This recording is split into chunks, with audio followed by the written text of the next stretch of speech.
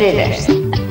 Asian food और मसाला जत खरीदारी का सबसे बड़ा मार्केट। घरेलू इस्तेमाल के लिए पाकिस्तानी बर्तनों की अलग वैरायटी भी दस्तयाब है। प्राय रब्ता लेफोरो इरिनी टावर 71। Phone number 2103462687369436846769749881990।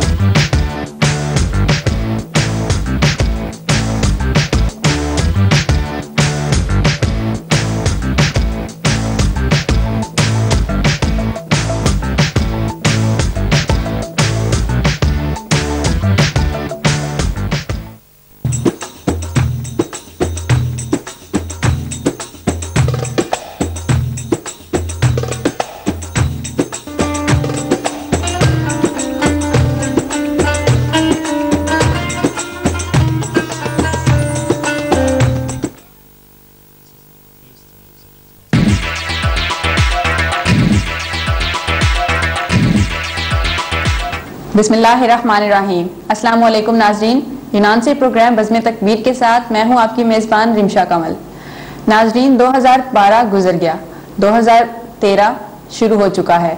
इस नए साल के आगाज़ पर मैं अपनी तरफ से और बज़्म तकबीर की पूरी टीम की तरफ से, यूनान की पूरी टीम की तरफ से और इंग्लैंड में बज़्म तकबीर की पूरी टीम की तरफ से तमाम नाजरीन को दिल की अथाह गहराइयों से नए साल की बहुत मुबारक देती हूं। आइए चलते हैं न्यूज़ बुलेटिन की जानिब।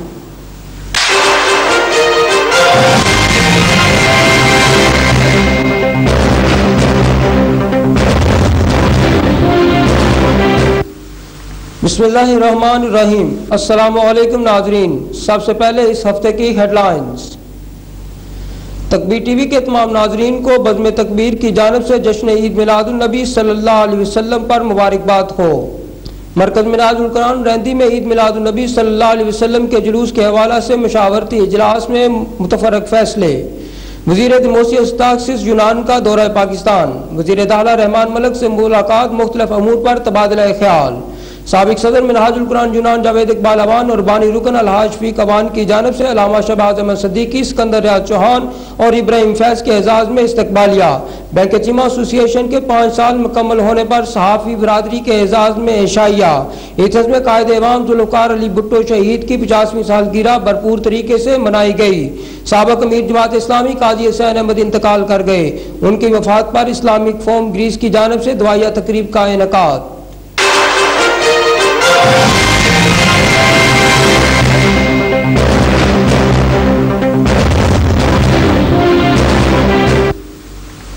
खबरों की तफसील। गुज़श्ता पीर की शाम मरकज़ मिनहाजुल कुरान रैंदी में ईद मिलादुन नबी सल्लल्लाहु अलैहि वसल्लम के जुलूस के इंतज़ामात के हवाला से एक इजलास का इनेकाद किया गया, जिसमें तमाम मजहबी, सियासी, समाजी तंजीमात के अलावा सहाफ़ी बरादरी को भी मदऊ किया गया था। इजलास में मियां वकार लादिया, मोहसन रजा शाह, अलहाद बशीर शाह, काशिफ अजीज भुट्टा, राना वकार अहमद, चौधरी मुदस्सर खादिम सोल और दीगर ने भी तजावीज़ पेश की। ताहम इजलास में शरीक शुरका की अक्सरियत ने जुलूस के तमाम इंतजामात के हवाला से पहले वाली मौजूद मिलाद कमेटी पर मुकम्मल एतमाद का इजहार करते हुए मिलाद कमेटी की तोसीह पर इतफाक किया। साबिक अमीर जमात इस्लामी काजी हुसैन अहमद के इंतकाल की खबर सुनते ही गुज़श्ता हफ्ता की शाम इस्लामिक फोम ग्रीस के मरकज आयोनारगिरो में ताज़ीती तकरीब का इनेकाद किया गया, जिसमें यूनान में मुकीम हर मकतबा फ़िक्र से तल्लक रखने वाली शख्सियात ने शिरकत की। तहरीक मिनहाजुल कुरान यूनान के साबिक सदर मलिक जावेद इकबाल अवान, साबिक नाज़िम मिनहाजुल कुरान यूनान हाजी मोहम्मद शफीक अवान की तरफ से सीनियर सहाफ़ी और चीफ एडिटर उजाला न्यूज़ सिकंदर रियाज चौहान, वीनस टीवी के प्रोड्यूसर इब्राहिम फैज और साबिक अमीर तहरीक मिनहाजुल कुरान यूनान अल्लामा शहबाज अहमद सिद्दीकी के एजाज़ में शानदार इस्तकबालिया का एहतमाम किया गया। जिसमें साबिक डायरेक्टर मिनहाजुल कुरान कब्सेली, कारी मोहम्मद अकरम जाहिद और मीडिया के अहबाब से सीनियर सहाफ़ी व कालिम निगार एहसानुल्लाह खान, तलत जाफरी, यूसुफ चौधरी, अरफान तैमूर, ज़ियाउर रहमान, नासिर जस्सोकी, मियाँ वकार लादिया, महर दानिश बशीर, राजा मुजाहिद जलाल ने स्वीडन और पाकिस्तान से आने वाले मेहमानों को खुशामदीद कहा। पाकिस्तान पीपल्स पार्टी के बानी सरबराह साबिक वज़ीर आज़म व कायदे अवाम जुल्फ़िकार अली भुट्टो शहीद की 50वीं सालगिरह की तकरीब का इनेकाद चौधरी शबीर दामा के ऑफिस में किया गया। इस मौका पर मुकर्ररीन ने कहा कि साबिक वज़ीर आज़म शहीद जुल्फ़िकार अली भुट्टो जैसी शख्सियात सदियों में पैदा होती हैं।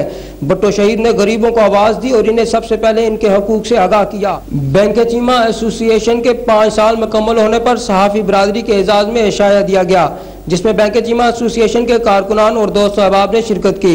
एशाया की तकरीब में इस्तकबालिया पेश करते हुए ज़हीर अवान ने कहा कि पाकिस्तानी बरादरी के लिए बैंक चीमा एसोसिएशन की तरफ से की गई खिदमात पर रोशनी डालते हुए कहा कि आइंदा भी इस मिशन पर अमल पैरा रहेंगे। नाज़रीन, ये थी इस हफ्ते की खबरें। आइंदा हफ्ते तक बज़्म तकबीर के प्रोग्राम से यूसुफ चौधरी को इजाज़त दीजिए। अल्लाह हाफिज़।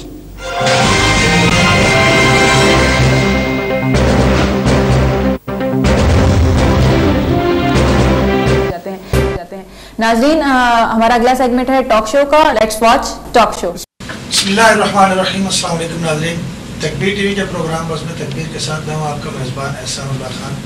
नाज़रीन, आज हम सफारत खाना पाकिस्तान एथेंस में मौजूद है, जहाँ पर हमारे साथ आज मेहमान होंगे जनाब इरफानुर रहमान राजा साहब, सफ़ीर पाकिस्तान एथेंस। 6 अप्रैल सन 2012 को 2 पाकिस्तानी नौजवानों ने अपनी जानों का नजराना देकर 2 मकामी जो मुअम्मर एक जोड़ा था उसको बचाने की कोशिश की थी और उस कोशिश में खुद अपनी जानों से भी चले गए थे। इस जान शहादत के नौश करने के बाद पूरी पाकिस्तानी बरादरी ने भी उनकी इस खिदमत को, इस काविश को कदर की निगाह से देखा था और यूनानी माशरे ने भी।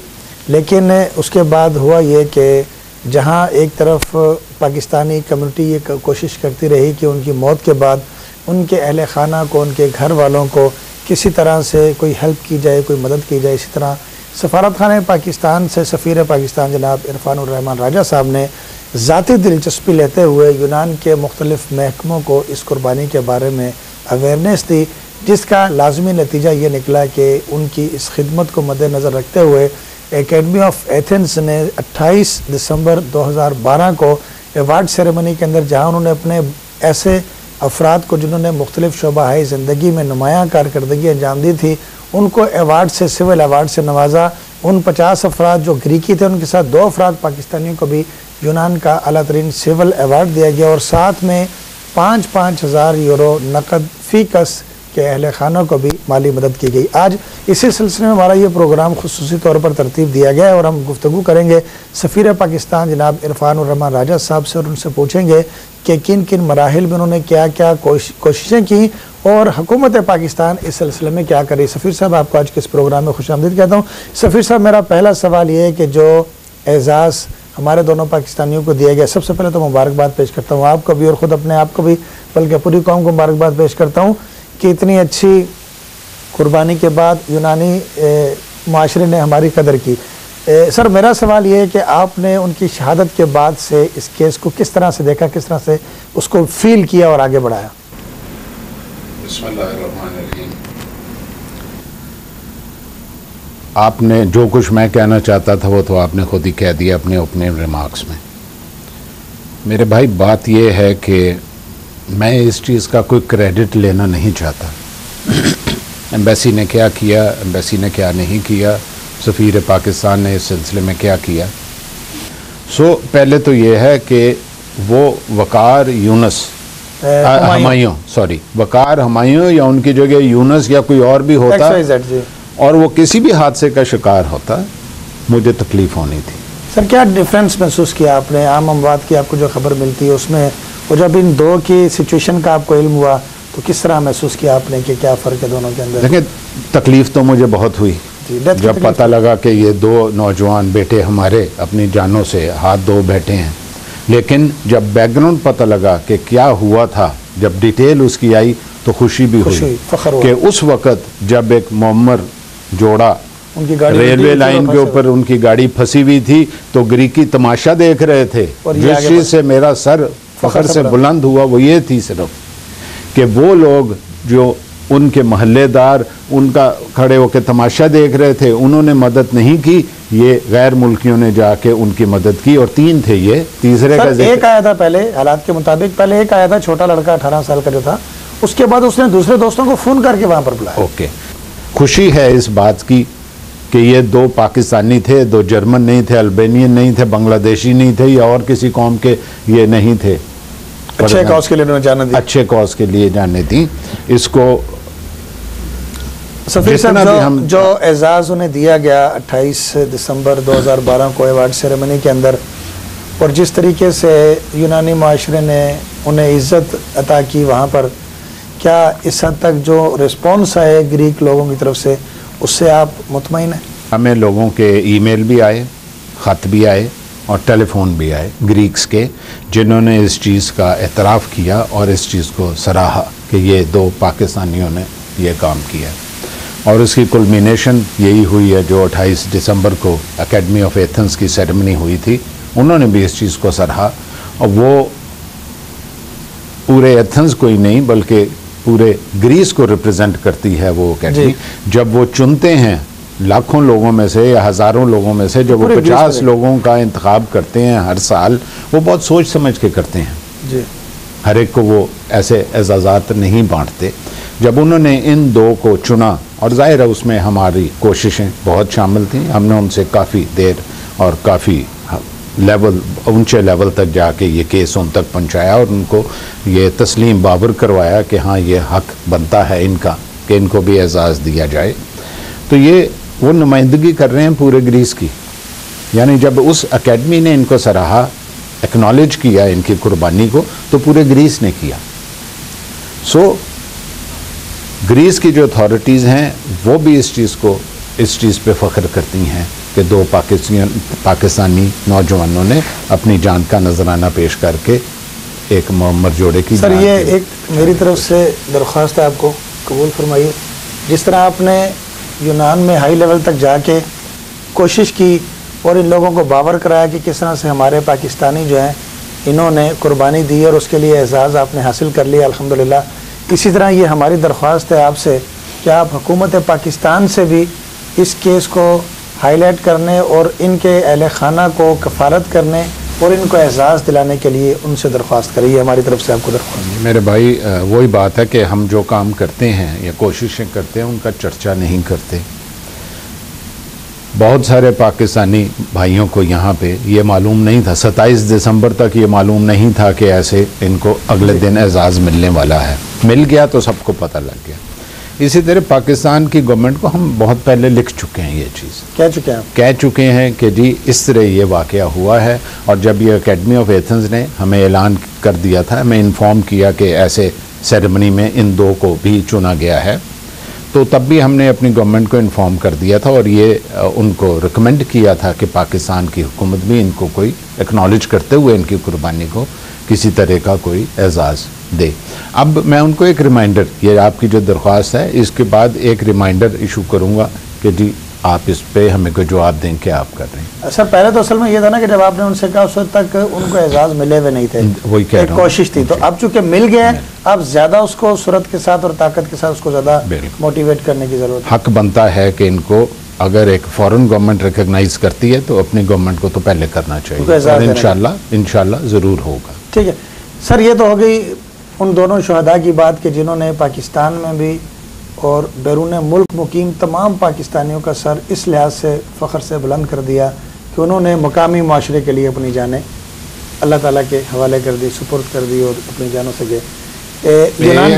कलमी आपकी होती है। आपने भी जिक्र किया कि इससे पहले एक क्रिकेट टूर्नामेंट भी हुआ था हुमायूं और वकार के एजाज़ में, उसमें भी कुछ पैसे इकट्ठे हुए थे जो इनके लोहाकीन को दे दिए गए थे। और अब ये 5-5 हज़ार यूरो भी डायरेक्ट मैंने उनको कहा है कि इनके बैंक बैलेंसेस हम दे रहे हैं, एकेडमी डायरेक्ट उनके घर वालों को पहुंचाएगी। लेकिन जब ये वाक़यात हुए, आपकी यहाँ कोई ऑर्गेनाइजेशन की कोई सरबराही कोई नहीं कर रहा था, इलेक्शंस आपके नहीं हुए थे, कोई सदर नहीं था। अब माशाल्लाह आपके कम्युनिटी के इलेक्शंस भी हो गए हैं और इसी प्रोग्राम की वसातत से मैं जो आपके नए सदर मुंतखब हुए हैं मलिक मजीद साहब, उनसे दरख्वास्त करूँगा कि वो भी अपने तौर पे एफर्ट्स करें कि इन 2 नौजवानों के लिए और भी मजीद कोई प्रोग्राम किए जाए, इवेंट्स तैयार किए जाए। लेकिन सर जहाँ तक हमारी मालूमात इकट्ठा किया जाए और उनको दे रहे। सर हमारी मालूमात के मुताबिक उनकी जब डेड बॉडीज़ यहाँ से पाकिस्तान भेजी गई थी तो जो हमारी पाकिस्तानी बरादरी की और उसके ग्रीक मालकान की जो कंट्रीब्यूशन थी वो तमाम उनकी जो डेड बॉडी भेजने के अखराजात करने के बाद जो है ईच 1800 यूरो जो बचे थे वो उनके घरों में गए थे। और उसके बाद उस वक्त के जो सदर थे जावेद असलम अराई साहब, उनके तवस्सुत से किसी ग्रीक खातून ने, किसी शायद तंजीम की थी या वकील थी, उन्होंने भी 1500 यूरो फी का जो है उनके घर में पहुंचाया था। उसके बाद फिर क्रिकेट इवेंट हुआ और उसके बाद अब ये हुआ। तो ये हमारी मालूमात के मुताबिक है, लेकिन इसके अंदर मजीद अभी लेकिन अब इस 28 दिसंबर के बाद ये ख़त्म नहीं होना चाहिए, बल्कि अब ये शुरू हुआ सही माने में, पावरफुल शुरू। यही मैं कहना चाह रहा हूँ कि अब जो नए सदर मुंतखब हुए हैं उनसे मैं दरख्वास्त करूँगा कि वो भी कोई ऐसे इवेंट्स करें जिनमें फंड्स जनरेट हों ताकि उन तक। लेकिन सर मेरी दरख्वास्त फिर दोबारा पलट कर आपकी तरफ आती है, फंड्स तो जनरेट हो जाएंगे लेकिन जब तक हम बतौर हुकूमत एक एहसास उनको नहीं देंगे पाकिस्तान में, वो भी होगा, उनको एहसास से नहीं नवाजेंगे, तब तक उनकी वो कदर नहीं बनेंगे। सर आते हैं यूनान के हालात की तरफ। शहीद तो चले गए, जिंदा रहेंगे और हमेशा जिंदा हैं वो, और अल्लाह ताला ने उनको एक बुलंद मकाम अता किया है। यूनान के जो हालात हैं इसके ऊपर थोड़ी सी बातचीत करते हैं, क्योंकि आप एकदम से जब कोई इंटरव्यू देते हैं, कोई बयान देते हैं, किसी इवेंट में नज़र आते हैं तो बड़ी इनकलाबी सी बातें आपके सामने आती हैं, उसके बाद फिर आप एकदम से या गायब हो जाते हैं या मीडिया आपसे दूर हो जाता है, जिसकी वजह से उन बातों पर अमल दरामद होता नज़र नहीं आता। मिसाल के तौर पर जब आप आए थे उसके 1 साल बाद तकरीबन आपने एक प्रेस कॉन्फ्रेंस की थी और उसके अंदर पाकिस्तान से PIA लाने की बात की थी, और उसके अंदर आपने सफारत खाने पाकिस्तान की बिल्डिंग शिफ्ट करने की बात की थी। उसके अंदर आपने नीचे जो लोग खड़े होकर सारा दिन धूप और सर्दी में जलील होते हैं, ख्वार होते हैं, उनकी हेल्प करने की बात की थी कि इनको इज्जत से जगह दी जाएगी। उसके अंदर आपने पाकिस्तान के बैंक की बात की थी। लेकिन क्या वजह है कि इतना अरसा गुजरने के बाद हम एक भी पेशरफ्त आज तक नहीं देख पाए जो मुकम्मल हो सकी? 4 बातें आपने की, 4-5 जो आपने चार पॉइंट्स आपने रेज किए। मैं इन 4 में 1-2 का खुद इजाफा कर दूंगा जो आप भूल गए। जी जी। पहली बात आपने क्या कही बताइए? PIA मैंने लिखा हुआ नहीं है, ठीक है, PIA की ना, मैं बारी बारी जवाब दूँ ना। अब ये जो 4 पॉइंट्स आपने उठाए ये मेरे इख्तियार में नहीं है, ठीक है ना। मैं हुकूमत पाकिस्तान को रिप्रेजेंट करता हूँ इस मुल्क में और अपनी सिफारिशात पेश करता हूँ हुकूमत को कि ऐसे किया जाए। मेरी, क्योंकि मैं इंग्लिश में कहते हैं diplomat is the eyes and years of his government. जो सुनता है या जो देखता है या जो महसूस करता है वो अपनी हुकूमत को बताता है और अपनी सिफारिशात देता है उन चीज़ों को, अगर कोई मसाइल हैं उनको हल कैसे किया जाए। फ़ैसला वो नहीं करता, फ़ैसला हेडक्वार्टर करता है जो इस्लामाबाद बैठा। पहली बात थी PIA की। मैं बहुत महसूस करता हूँ कि यहाँ PIA की बाकायदा परवाज़ होनी चाहिए। फिर हमें पता लगा कि जी, और हमारी कोशिशों के बाद कि PIA का एक डेलीगेशन यहाँ आ रहा है, जो आए भी थे। आज 2 साल हो गए इस बात को। दिसंबर में आए थे 2 साल पहले और फिर मार्च में आए। उन्होंने यहाँ जो उनके पहले GSA थे, जनरल सर्विस एजेंट, उनके साथ उन्होंने अपने कॉन्ट्रैक्ट्स भी रिन्यू किए। हमारी उनसे मुलाकात हुई तो हमें ये एक दिलासा दे गए थे, वो वादा कर गए थे कि मार्च 2011 में PIA की परवाज़ यहाँ शुरू हो जाएगी। और ख़्याल ये था कि जो PIA की परवाज़ बार्सिलोना जाती है, और यही हमारी प्ली थी उनको कि एक अलहदा जहाज़ हमें नहीं चाहिए, क्योंकि PIA की फ़्लीट इस वक्त सुकड़ रही है, छोटी हो रही है, खसारे में जा रहा है PIA। ये एक्सपेक्ट करना उनसे कि वो एक जहाज़ इस्लामाबाद और एथेंस के दरमियान मखसूस कर देंगे, ये बड़ी एक मुश्किल बात थी। हम चाहते थे कि जो बार्सिलोना फ़्लाइट जाती है वो यहाँ एथेंस टच डाउन करके जाए, और जो इस सिलसिले में एग्रीमेंट्स और कॉन्ट्रैक्ट्स होने चाहिए ग्रीक अथॉरिटीज़ के साथ, वो ऑलरेडी साइन हुए हुए हैं। 5th फ्रीडम राइट्स उनको कहते हैं, टेक्निकल वर्ड है। नए सिरे से कोई कॉन्ट्रैक्ट्स वगैरह करने की ज़रूरत नहीं है, कोई एग्रीमेंट साइन करने की ज़रूरत नहीं, क्योंकि आपको याद होगा कि एक ज़माने में PIA आती थी, उस वक्त से ये सारा कुछ हो चुका है। वो हमें वादा भी कर गए थे, दिलासे भी दे गए थे, लेकिन वक्त के साथ क्योंकि PIA खसारे में मज़ीद जाना शुरू हो गई, बार्सिलोना 3 परवाज़ें हफ्ते में उनकी चलती थी जी, अब एक हो गई है। तो इसी वो खुद पीछे हट गए, उन्होंने देखा कि हमें ऑलरेडी लॉसेस हो रहे हैं इधर आने से, क्योंकि जब एक जहाज़ लैंड करता है किसी भी एयरपोर्ट पे तो उसको एयरपोर्ट चार्जेस और ख़ासे ज़्यादा उसके टैक्सेस देने पड़ते हैं, टैक्सेस और बाकी अखराजात उठाने पड़ते हैं, उससे वो शायद इस वक्त वक्ती तौर पे रुक गए हैं। लेकिन ये नहीं कि हम भूल गए हैं इस बात को। लेकिन सर पैसेंजर तो कम नहीं है, फ्लाइट तो फुल जाती है हमेशा। ठीक है, ये देखो अगर 1 या 2 फ्लाइट अगर PIA को, तो मैं नहीं समझता कि मैं नहीं कहता कि 2 फ्लाइटें हों, मैं कहता हूँ कि PIA की 1 फ्लाइट भी हफ्ते में हो, शुरू हो जाए, उससे वो फिर खुद अंदाज़ा करें कि उन पे कैपेसिटी कितनी है और मज़ीद बढ़ाना चाहें तो 2 कर दें, 1 तो होनी चाहिए। यानी आपके कहने का मतलब है कि आपने अपना काम कर दिया है, अब ये over to government of Pakistan है, ना सिर्फ या काम PIA कर दिया है बल्कि याद दहानी उनको कराते रहते हैं हम। 100 मई 100 के कुछ माह पहले की बात है, यहाँ हमारी स्पीकर नेशनल असेंबली की डॉक्टर फहमीदा मिर्ज़ा साहिबा तशरीफ़ लाई थी, एथेंस शहर नहीं आई, वो अल्बानिया जा रही थी, उनका स्टे था, ट्रांजिट था एयरपोर्ट पे। वो ट्रांजिट लंबा हो गया क्योंकि उन दिनों एयरपोर्ट वाले स्ट्राइक, गो स्लो स्ट्राइक पे थे, तो जो ट्रांजिट उनका 2.5 घंटे का होना था वो कोई महला 7 घंटे का हो गया था। तो VIP लाउंज में बैठे हुए उनसे ये बहुत सारी हमारी बातें हुई, उन्होंने भी ये PIA का जिक्र भी हुआ, एम्बेसी का मूव करने का भी, और भी बहुत सारी बातें हुई। उन्होंने भी वादा किया था कि वो जाके कोशिश करेंगे। सो कहने का सिर्फ मतलब ये है कि हम पीछे नहीं हट गए या हमने कोशिशें ख़त्म नहीं कर दी। सर लाजमी तौर पर इसी से मिला जुला जवाब आपका एम्बेसी के बारे में भी होगा। मैं आगे, मुझे बारी बारी आपने सवाल किया, अच्छा, मुझे भी तो वक्त दें ना। सो ये नाउम्मीद मैं अभी तक नहीं हुआ। इंशाल्लाह PIA दुआ करें कि PIA को अल्लाह कामयाब करे और ये जो मुकाम PIA को हासिल था 10-15 साल पहले वो फिर से मिल जाए, ताकि यहाँ भी उनकी परवाज़ शुरू हो जाए। ये तो आपकी पहली बात। दूसरी बात हो गई आपकी एम्बेसी को शिफ्ट करने की। जी। जब मैं इधर आया तो सबसे पहले जो धचका मुझे ज़हनी तौर पे लगा था वो एम्बेसी के हालात देख के लगा था। वर्किंग कंडीशन नहीं, जो एम्बेसी के फ़िज़िकल एसेट्स हैं, और वो एक फ़ारसी की मिसाल है। मैं फ़ारसी में तो नहीं कहता ताकि आपके नाज़रीन समझ सकें, मैं उर्दू में इसका कोई मफ़हूम ऐसे बनता है कि तेरी खूबी ही तेरी खामी बन गई। तो ये बिल्डिंग हमारी अपनी है, ये जो जिस हिस्से में हमारी एम्बेसी है, पूरी बिल्डिंग नहीं, ये फ्लोर हमारा अपना है। ये कोई मेरा ख्याल है 1976 या 77 में ख़रीदा गया था, जब गालिबन पाकिस्तानियों की ग्रीस पूरे में तादाद 300 या 350 थी। उस वक़्त की ज़रूरियात पूरी करने के लिए ये बहुत बड़ी बिल्डिंग थी। आहिस्ता आहिस्ता पाकिस्तानियों की तादाद बढ़ गई।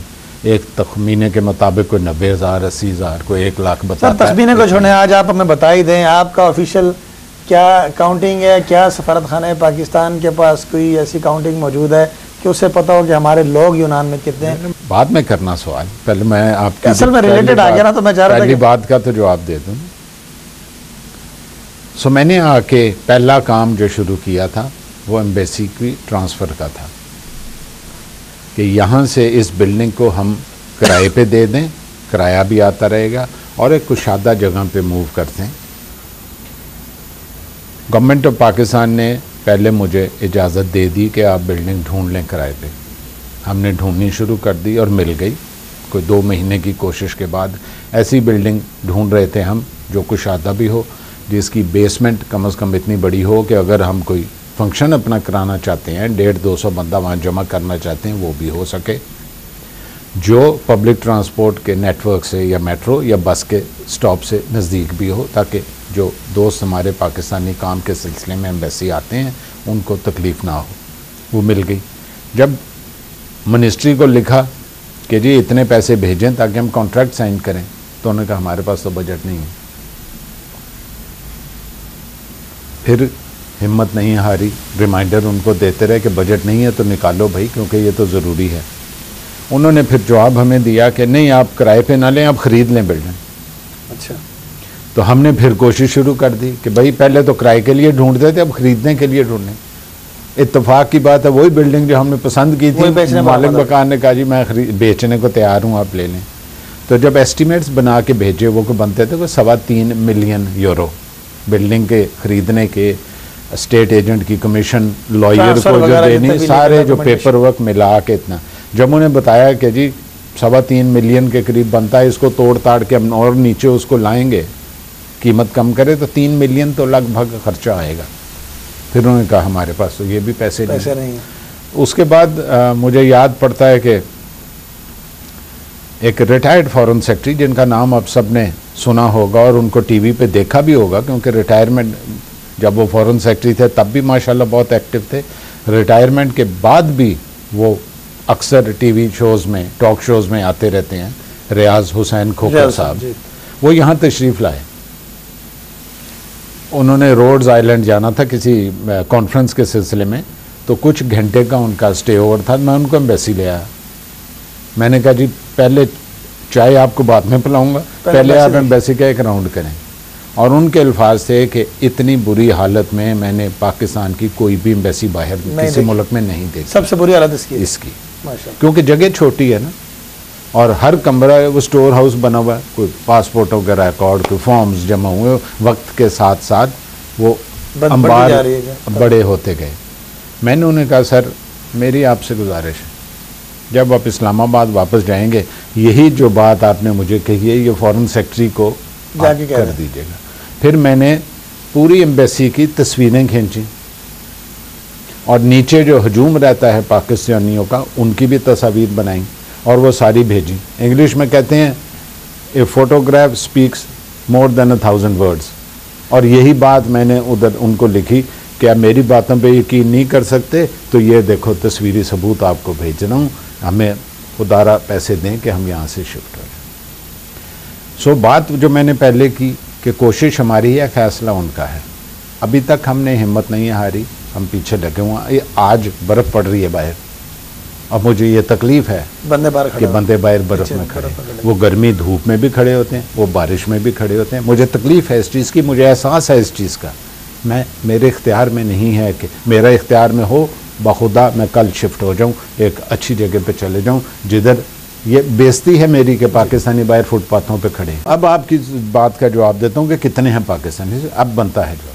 ये मुश्किल काम है, जैसे मैंने अभी जिक्र किया कि हमारे पास जो मौजूद है रिकॉर्ड, फ़िलहाल हम उसको फीड कर रहे हैं कंप्यूटर में, और ये हमने सिलसिला शुरू किया था 15 मार्च 2011 को, यानी अभी साल भी नहीं हुआ इस बात को, 10 महीने पहले किया था। और मुझे ये कहते हुए खुशी महसूस हो रही है, बल्कि फ़ख्र महसूस हो रहा है कि अब तक 14,362 माशाल्लाह लोगों का, इंक्लूडिंग फैमिलीज़, फैमिली जो है 5 अफराद हैं तो एक शामिल होगा। अच्छा, एक शामिल हो रहा है। सो वो 805 फैमिलीज़ हैं इसमें। उनका भी इंडिविजुअल होना चाहिए ना, अलग अलग वो है, लेकिन उसको एक फैमिली के तौर पर काउंट कर रहे हैं। जैसे आप अपने कंप्यूटराइज आइडेंटिटी कार्ड देते हैं, सरबराह के नाम से सारी फैमिली का रिकॉर्ड मिल जाता है ना। सो 805 फैमिलीज़ हैं और 13,557 मुख्तलिफ अफराद हैं इंडिविजुअल। तो टोटल 14,362 हमने ये अब तक लोग आपने इंदराज हम कर चुके हैं, और लोगों को पता भी नहीं इस बात का, हम कर रहे हैं। अब हमारे पास जो रिकॉर्ड अवेलेबल है लोगों का, उससे हम ये लेके कर रहे हैं।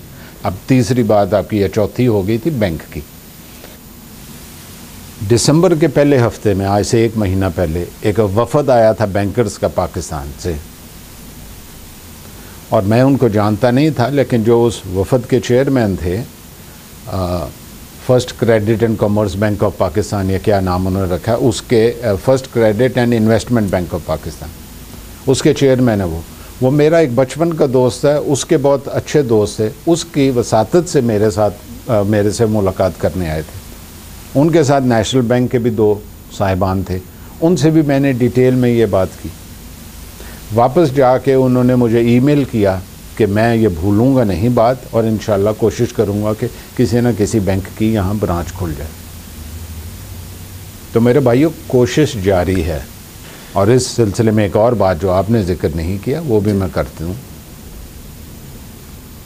मैंने एक और बात कही थी कि मैं इधर एक अफसर तैनात करवाना चाह रहा था, और ये कोशिश मैंने इधर आने से पहले ही शुरू कर दी थी। जो कम्युनिटी वेलफेयर अटैचे कहलाता है, और हमारी जहाँ भी जिस मुल्क में कम्युनिटी की तादाद ज़्यादा है वहाँ वो पोस्टिंग होती है कि यहाँ पे नहीं थी, क्योंकि वक्त के साथ साथ तादाद बढ़ी है ना।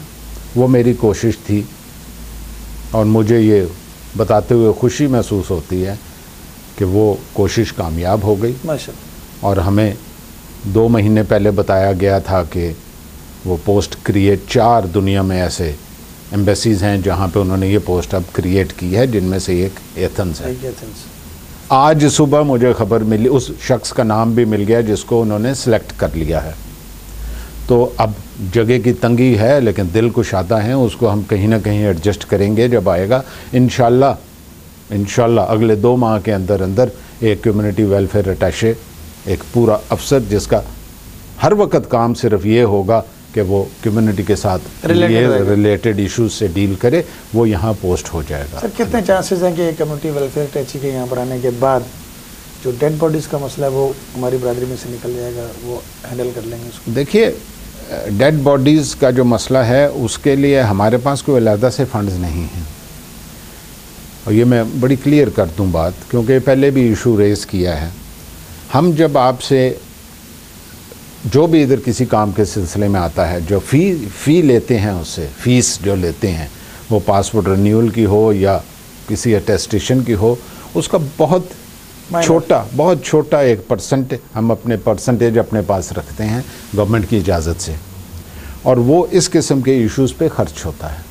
वो इतना ही होता है कि साल में चंद एक आप डेड बॉडीज़ भिजवा सकें। लेकिन सर एक ऐसा ज़माना भी था जब मुसलसल 3-4 साल तक सफारत खाना ही उसको अफोर्ड करता रहा। ठीक तो है वो बात, फंड्स आखिर वो थे ठीक है बात, वही फंड्स एक्यूमुलेट हुए होंगे ना।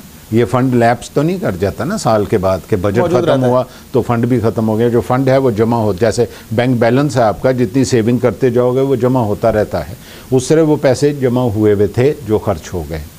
अब ये है कि जो खाते पीते अफराद हैं कम्युनिटी में, वो मिलजुल कर चंदा इकट्ठा करते हैं और इस ये डेड बॉडीज़ के भिजवाने का बंदोबस्त करते हैं। जहाँ वो अटक जाते हैं तो हम उनकी मदद करते हैं। कम्युनिटी वेलफेयर अटैचे के आने से सहूलत तो वो फ्राहम करेगा अटेस्टेशन में, ये वो जो डॉक्यूमेंटेशन होती है, लेकिन फ़ंड्स तो उसके पास अलहदा से नहीं होंगे ना, फ़ंड्स तो जो हैं वो ही होंगे। सो बहरहाल इसको भी हम सोच रहे हैं कि कोई किसी तरह ये परसेंटेज फ़ंड्स की बढ़वाई जाए ताकि इसका हम पूरी जिम्मेदारी एम्बेसी अपने ऊपर ले सके। सर आप हमेशा एक और बात मुझे करने दें। जो आपने वो 4 नुक्ते जो उठाए थे, नकात उनमें नहीं कही थी। मैंने एक और वादा किया था मशीन रीडेबल पासपोर्ट्स का। जी जी। फिर मुझे ये कहते हुए खुशी महसूस हो रही है, फ़ख्र महसूस हो रहा है कि 3 माह पहले नादरा की एक टीम यहाँ आई थी जो अपनी सारी मशीनरी, अपने कंप्यूटर्स वगैरह हर चीज़ यहाँ नस्ब कर गए हैं। अब उनके स्टाफ की भी सिलेक्शन हो रही है पाकिस्तान में।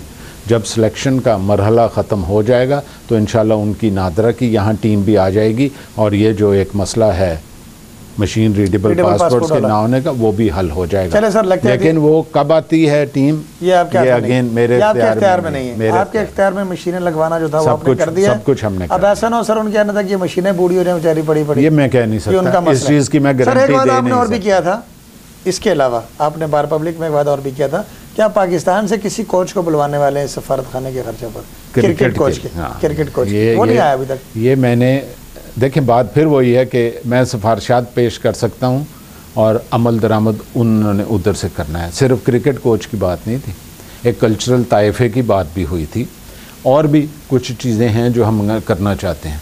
अब मुझे ये कहते हुए शर्म महसूस हो रही है कि इस हफ्ते को इंडियन एम्बेसी वाले एक फूड फेस्टिवल भी करवा रहे हैं और बॉलीवुड से कोई उनका ताइफा आ रहा है, उसका प्रोग्राम भी करा रहे हैं। ये इनविटेशन मेरी टेबल पे पड़ा हुआ है। मुझे शर्म महसूस हो रही है कि वो करा लिया, हमने उससे पहले थाईलैंड ने फूड फेस्टिवल किया, उससे कुछ 1-1.5 महीना पहले इंडोनेशिया ने फूड फेस्टिवल किया, बल्कि दूसरी दफ़ा किया, पिछले साल भी किया था। और उन्होंने फैशन शो और उन्होंने भी सारा ये कल्चरल शो भी किया था इंडोनेशिया वालों ने। हमें भी करना चाहिए कल्चर की अपने की प्रमोशन के लिए हमें ये दोनों चीज़ें करनी चाहिए, फूड फेस्टिवल भी और ये ताइफे की भी, कल्चरल की इंट्रोडक्शन हो। हुकूमत के क्या मसाइल हैं, बजटरी कंस्ट्रेंट्स हैं या क्या है? सर आपने जितनी काविशें की माशाल्लाह बड़ी अच्छी की। हमारी पाकिस्तानी बरादरी यूनान में उन ख़बरों से बड़ी उस वक्त खुश हुई थी, और आपको पता है कि बबलू भी खुश हुआ था आपके इन फैसलों से कि आपने PIA भी ले आई, आपने बैंक के लिए भी काविशें शुरू कर दी, आपने सफारत खाने को तब्दील करने की बात कर दी। ये तमाम काविशें आपने की और बड़ी अच्छी काविशें थी, और आप कह रहे हैं कि हुकूमत पाकिस्तान के इख्तियार में कि इन पर अमल करे ना करे, ज़ाहिर है कि इसमें आप बेबस हैं। लेकिन एक बात आपके अपने इख्तियार में थी जो आपने वादा किया था, वो आपने पूरा नहीं किया। मैं वो भी आपको याद कराता हूँ कि आपने ये कहा था बरमला कि मैं नाम नहाद लीडरों के कहने पर जो है कहीं पर नहीं आऊँगा, आप सब मिलकर एक सदर को मुंतखब कर लें तो मैं उसका हलफ उठाने के लिए बज़ाते खुद आऊँगा। और उस बात को हमने हाईलाइट भी किया था, ये तो आपके इख्तियार में थी। आपको आसिफ सरदारी ने मना नहीं किया था, आपको राजा परवेज साहब ने मना नहीं किया था, आप उस सदर का हलफ लेने के लिए भी नहीं आए। इस पर आप क्या कहेंगे? मैं नहीं आया, उसकी कुछ वजूहात थी जिनकी तफसील में मैं नहीं जाना चाहता, और वो साबित हो गई, और मैं समझता हूँ मेरा ये फ़ैसला सही था कि मैं उनके हलफ बर्दारी में नहीं। बता दें हमारे नाज़रीन को सर की क्या वजूहात थी, ताकि लोगों के अंदर एक इबाम ये पाया जाता है कि आप वादे करते हैं पूरे नहीं करते। ऐसी बात चलो, अगर ख्याल है किसी का कि मैं वो शख्स हूँ जिसमें दो चीज़ें हैं जो मैंने अपने आप को ट्रेन किया, जिसमें एक वक्त की पाबंदी, जी मैं लेट नहीं होता जब किसी को टाइम दूँ। ठीक है, आपके एक दोस्त ने कॉलम भी लिखा कि जी फलाने फंक्शन पे 40 मिनट इन्होंने हमें इंतज़ार करवाया, वो जानबूझ के मैंने करवाया। जब पाकिस्तान डे का कोई फंक्शन होता है या कोई और ऐसा फंक्शन होता है तो एक टाइम दिया जाता है लोगों को आने का, और वो इतना टाइम दिया जाता है कि उस वक्त जब फंक्शन शुरू हो तो सारे मौजूद हों जी। अगर मैं 10 बजे का टाइम देता हूँ और 10:05 में मैं वहाँ पहुँच जाता हूँ तो 10 अफराद होंगे। बेइज्जती मेरी तो नहीं होगी, बेइज्जती पाकिस्तान की होगी कि पाकिस्तान डे का फंक्शन था तो इसमें 10 लोग बैठे हुए थे, और फंक्शन शुरू हो जाए फिर लोग आते जाएं, वो भी अच्छा नहीं लगता, मायूब लगता है। सो वो टाइम ऐसे ही दिया जाता है। चीफ गेस्ट को हमेशा थोड़ा देर में वक्त दिया जाता है कि लोग बैठ जाएं। किसी आपके एक दोस्त ने उसका मजाक उड़ाया अखबार में कि जी देखें ये सफ़ीर वक्त की पाबंदी की तलकीन करता है सारों को, खुद ये 40 मिनट लेट आया। मैं जानबूझ के लेट आया था, मुझे इसमें कोई वो शर्म नहीं है बताते हुए। अपने आप को मैंने ये ट्रेन किया है, कभी मैं 1 मिनट लेट नहीं होता जब किसी को टाइम देता हूँ या अपॉइंटमेंट देता हूँ। दूसरा, जो मैं वादा कर लूँ उसको पूरा करता हूँ। अगर उसमें हलफ नहीं लिया सर आपने? हलफ नहीं लिया, उसकी मैंने वजह आपको बता दी ना। उसकी वजूहात थी जो बाद में जो मेरे पास खबरें पहुँची अखबारात के ज़रिए और बाय वर्ड ऑफ माउथ, मैं समझता हूँ मेरा फ़ैसला दुरुस्त था। कोई एक वजह सर हमारे लिए बता दें ताकि हमें भी पता चल जाए। लेकिन उसके बावजूद बाद में मलिक मजीद साहब जो सदर इलेक्ट है, मैं इज़्ज़त करता हूँ उनकी, और तीनों में से कोई भी जीत जाता मेरे लिए सब बराबर है। देखिए मुझे ये कई लोगों ने मेरे से पहले सवाल किया था, जी आप तीनों में से किसको चाहेंगे? मैं कहा मैं तो नहीं ये कह सकता। आवाम चाहेगी जिसको भी चाहेगी। आपने वोट डालना है, आपने इलेक्ट करना है, मेरे लिए तीनों बराबर हैं। वो आए अपने इधर कुछ दिन पहले मुझसे यहाँ मिल के गए हैं, अपने जो जनरल सेक्रेटरी और ये वो फलाना, मेरे ख्याल 5 लोग उनके साथ और थे, मुझसे मिल के 3 घंटे 2.5 घंटे मेरे पास यहाँ बैठे रहे हैं। तफसील से उनके प्रोग्राम क्या होंगे और क्या बातें होंगी, क्या वो करेंगे, क्या मंशूर है, सारी बातें उनसे हुई। मतलब वर्किंग रिलेशनशिप आपका रहेगा उनसे? क्यों नहीं रहेगा, करेंगे सर। बस ऐसा कोई शायबा तो नहीं कि जिस तरह आप अलफ में नहीं आए तो शायद आप उनको पीछे करने? मैं ये वाजे कर दूं यहाँ पे, उन्होंने मुझे कहा जी हम अपना दफ्तर खोलना चाह रहे हैं, और पता नहीं कोई तारीख बताई, आजकल शायद खुल गया या खुलने वाला है उनका, उसका इफ्तिताह आप आके करें। मैं क्या, मुझे बताएं कि मुझे आप किस हैसियत से उस इफ्तिताह के लिए बुला रहे हैं? उन्होंने कहा सरपरस्त आला और मेहमान ख़ुसूसी के तौर पे। मैंने कहा हुजूर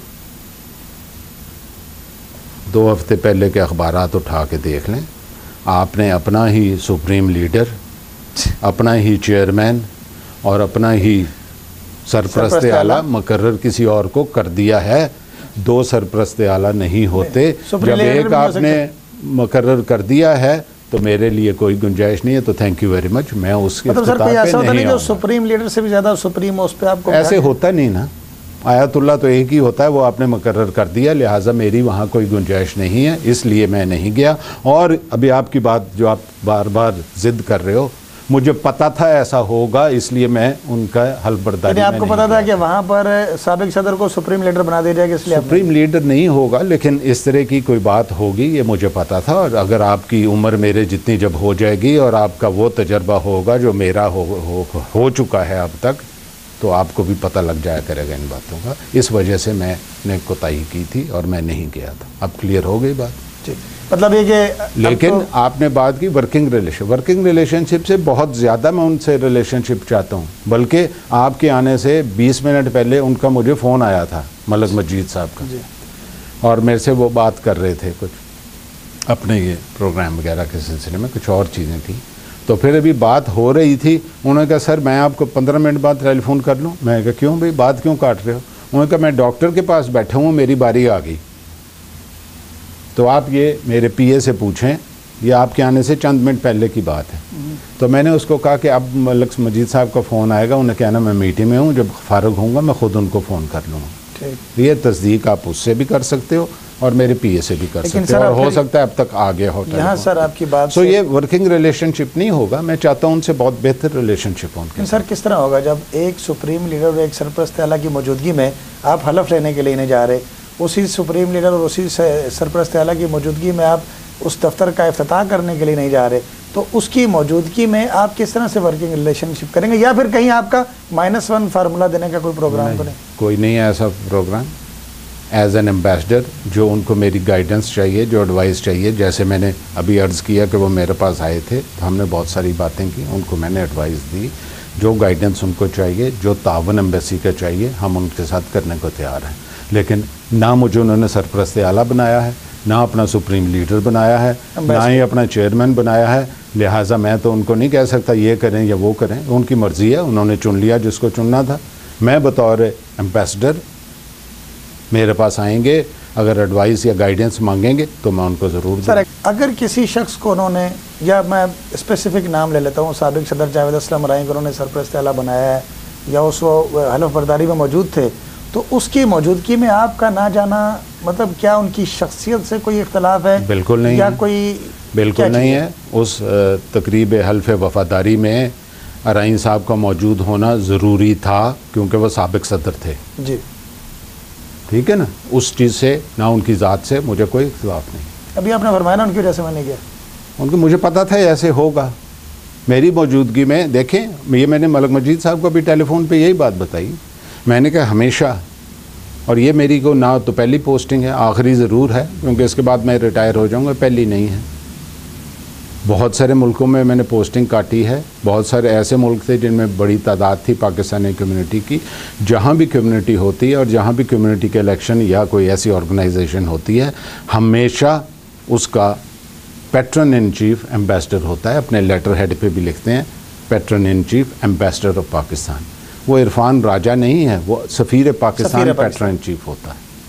तो जब एक पैट्रन इन चीफ उन्होंने चुन लिया है, अपना बना लिया है, तो दूसरा पैट्रन इन चीफ नहीं होगा जब तक कि वो रहता है पैट्रन नहीं। सफ़ीर साहब एक मामला और भी है हमारा, इससे पहले भी हम इस पर डिस्कस करते रहे हैं कि जो मकामी एक तंजीम है खरीसीफ की, गोल्डन डॉन जिसे कहा जाता है, उसकी कार्रवाइयाँ हनूज़ ख़त्म नहीं हो सकी, ना ही उन पर गिरफ्त की यूनान के किसी महकमे ने। आपने भी कहा था कि कुछ हम कोशिशें कर रहे हैं कि ये लोग ना कर सकें या इन पर काबू किया जाए, लेकिन वो कार्रवाइयाँ रुकने में नहीं आ रही। अब सिर्फ फ़र्क ये पड़ा है कि पाकिस्तानियों के साथ साथ वो अरबी और दूसरे लोगों को भी ज़्यादा करने लग गए हैं। तो क्या इसका कोई हल नज़र आता है आपको, कुछ हो सकेगा या इसी तरह हम लोग मारे खाते रहेंगे? देखें, पाकिस्तानियों को टारगेट नहीं किया जा रहा। बांग्लादेशी एम्बेसडर जो चला गया पिछले महीने, वो इस चीज़ से बहुत तंग था। इंडियन एम्बेसडर ने मेरे साथ मीटिंग की कि जनाब मैं बहुत तंग हूँ, क्या करें। मिस्री एम्बेसडर ने मेरे साथ मीटिंग की कि जी मैं हम बहुत तंग हैं, ये मिस्रियों को निशाना बना रहे हैं। इंडोनेशियन एम्बेसडर तंग है। सारे जो गैर मुल्की हैं सबको टारगेट कर रहे हैं, सबको डर है, सबको निशाना बनाया जा रहा है। हमें महसूस ये होता है कि हमें सिर्फ पाकिस्तानियों या बांग्लादेशी, पाकिस्तानियों की तादाद ज़्यादा है बाकियों की निस्बत। फ़र्ज़ करें कि हम मिसाल के तौर पे कह रहा हूँ 1 लाख हैं पाकिस्तानी, तो टोटल 1 मिलियन है, यानी 10 लाख हैं गैर मुल्की यहाँ पे। उनमें से 10% तो हम हो गए, बाकी 90% पूरी दुनिया जी। सो हमारी प्रोपोर्शनेटली हम ज़्यादा हैं, एक चीज़। और है भी सेंटर में ज़्यादा, जहाँ भी हैं तो जब 5 गैर मुल्कियों को निशाना बनाया जाता है तो उसी प्रोपोर्शन के लिहाज से पाकिस्तानियों का नंबर ज़्यादा बनता है ना। दूसरा ये है कि पाकिस्तानी दोस्त हमारे शलवार कमीज़ पहनते हैं तकरीबन सारे, ख़ास तौर पे जो नवाही इलाकों में काम कर रहे हैं, उससे वो टारगेट जल्दी बन जाते हैं कि ये एक शनाख्त हो जाती है उनकी, ये अलग है। सो ये बात, मैं खुद बहुत परेशान था जब मुझे ये इतलात मिलनी शुरू हुई कि ऐसे गोल्डन डॉन वाले टारगेट, किलिंग्स तो नहीं कहता, किलिंग्स तो अल्लाह का शुक्र है 1-2 हुई हैं, लेकिन टारगेटेड अटैक्स हो रहे हैं पाकिस्तानियों पे भी बाकियों पे भी।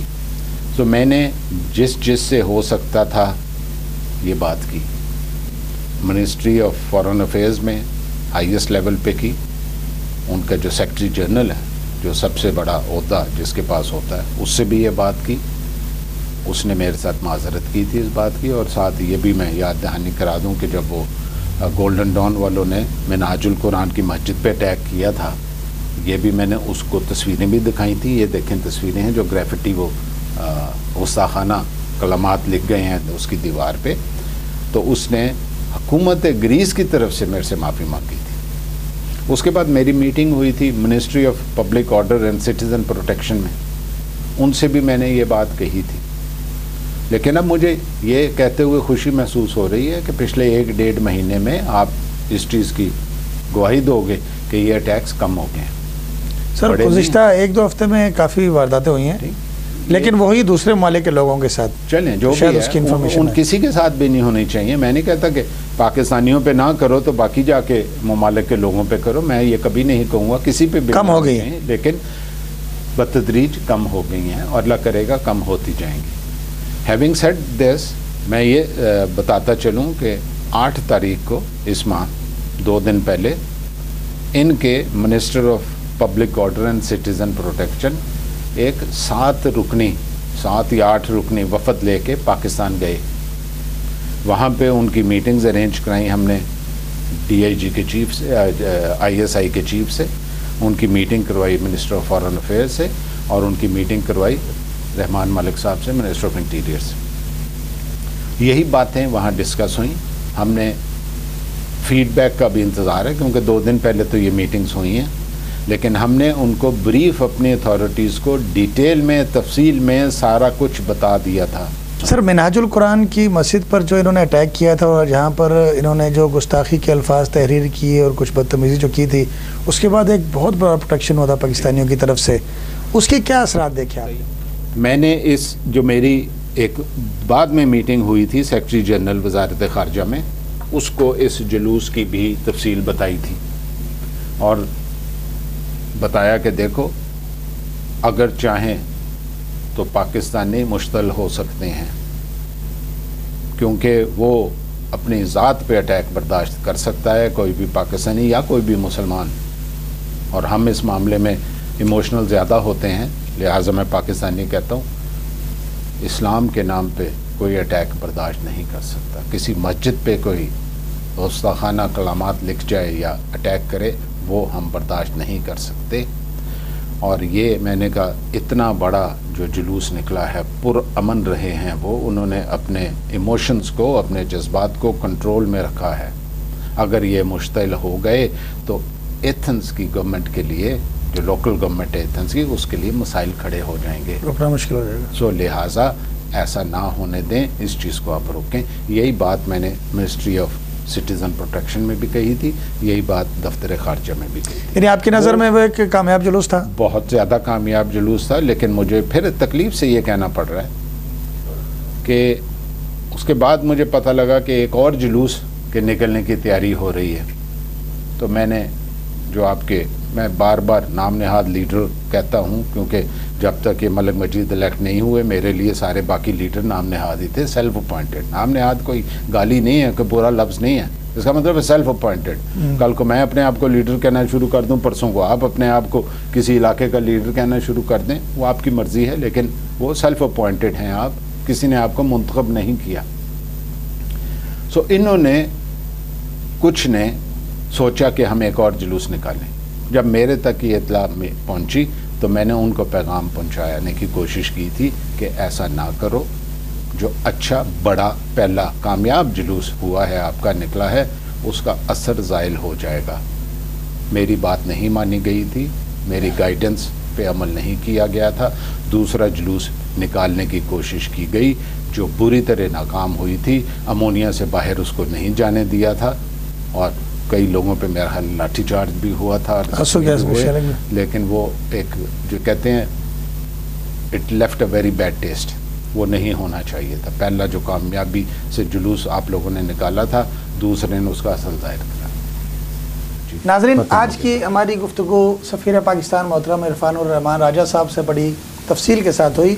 सबसे पहले इन्होंने खराज अकीदत पेश किया उन दोनों शुहदा को जिन्होंने अपनी जानों की कुर्बानियाँ देकर न सिर्फ यूनान बल्कि पूरे ओवरसीज़ पाकिस्तानियों को एक इफ्तिखार अता किया, एक उनको खुशी अता की कि उनके इस किरदार से ओवरसीज़ पाकिस्तानियों का जो वक़ार है वो बुलंद हुआ। उसके अलावा जितने भी सफ़ीर पाकिस्तान साहब ने हमसे इससे पहले मुख्तलिफ़ इंटरव्यूज़ के अंदर और मुख्तलिफ़ मकामात पर अपनी स्पीचेस के अंदर ये वादे किए थे कि मैं फ़लाँ काम जो है पाकिस्तानी बरादरी उसकी कम्यूनिटी के लिए कर रहा हूँ, उन पर इनसे गुफ्तगू शनीद हुई। उनकी पेशरफ पर जो बात हुई आपके सामने हमने आपकी नज़र की, उसके अंदर सफ़ीर साहब ने यही फरमाया है कि हमने अपनी तमाम तर क़ुव्वतों को लगा कर उन पर कोशिश की, तमाम मराहिल मुकम्मल किए, लेकिन बहरहाल वो अथॉरिटी नहीं है, अथॉरिटी हुकूमत पाकिस्तान है। अगर किसी भी मामले पर अमल दरामद होने में कहीं पर रुकावट है तो वो सफ़ीर पाकिस्तान की तरफ से नहीं है बल्कि हुकूमत पाकिस्तान की तरफ से। अब हुकूमत पाकिस्तान की क्या मजबूरी है ये इनके इल्म में नहीं है।